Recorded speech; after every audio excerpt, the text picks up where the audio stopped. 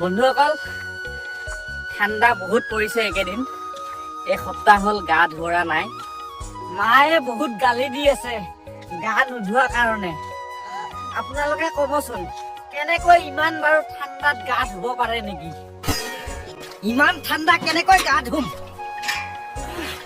আজি ভৰিকেইটা মুখখনে ধুম, কাইলে গা ধুম। ৰাইজসকল, এতিয়া মই আপোনালোকক আমাৰ গাঁওখন চিনাকি কৰাই দিম। আমাৰ গাঁওখনৰ নাম হৈছে ঝাজি, চাওদাং গাঁও, শিৱসাগৰ জিলাত পৰে। কেতিয়াবা শিৱসাগৰ আহিলে আমাৰ ঘৰত সোমাই যাব। এইখনে হৈছে আমাৰ গাঁও বিদ্যালয়খন।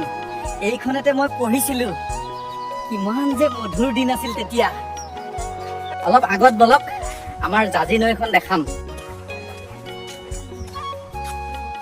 এইখন আমাৰ জাজি নৈ। এই নৈখন গৈ গৈ মহাবাহু ব্ৰহ্মপুত্ৰত পৰিছেগে। গা ধুলো হয়, এতিয়া নুধু, বহুত ঠাণ্ডা। ৰাইজসকল, এতিয়া ঘৰ যাওঁ, সন্ধিয়া হ'ব হ'ল। মা, মই আহিলো। ইমানতে ভিডিঅ'টোত সমাপ্ত কৰো দেই। আকৌ লগ পাম।